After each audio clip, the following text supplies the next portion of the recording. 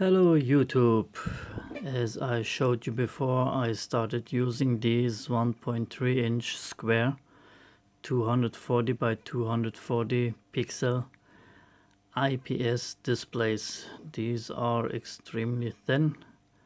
I have a flat ribbon cable to solder on, and this is my board that I just received a few days ago, and I made a footprint for Eagle, and it has alignment holes, and once you align those you can solder it and end up with a straight display every time. It will not be crooked or something like that.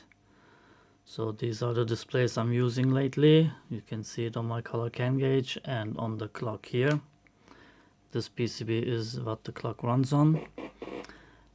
This time I put the RTC chip on the PCB itself. I put the navigation switch as I always use, and the on-off switch is on the same side this time.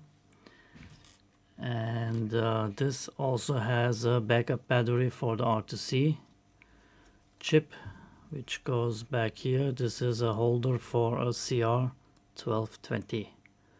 Goes in here, and this is your backup battery. This is the IPS connector, and this is for uploading the code.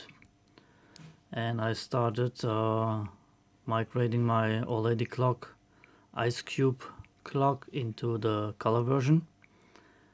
And this PCB also has a connection for LDR, and I am adjusting the display brightness of the display, obviously.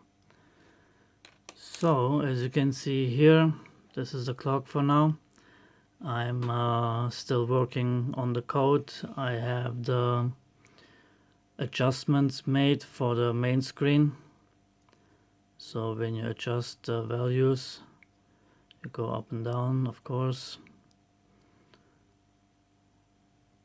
and then to the next. And now you will see something odd.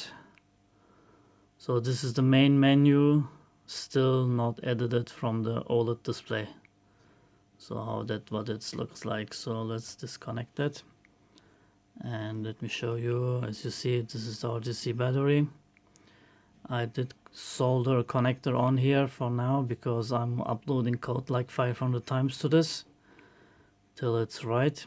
And you have, of course, oh, I forgot to say that, you have a Lipo charger on this, also a 3.3 volt LDO, because these displays run only on 3.3 volt. Don't believe others if they say they're 5 volt tolerant. They are not. Ask me how I know. So it has a 3.3 volt LDO. It has a transistor for the LDR to adjust the backlight. So this is it. Sorry guys if I don't pull off the tab. I do that at the end. So here you can see here the Lipo gets connected, and you have also holes for the piezo speaker or buzzer. I can use actually both. So this is my new clock. I will of course design a 3D printed case for it. And let me plug it in here again. This is the value from the LDR right now, and it goes up to 123 almost.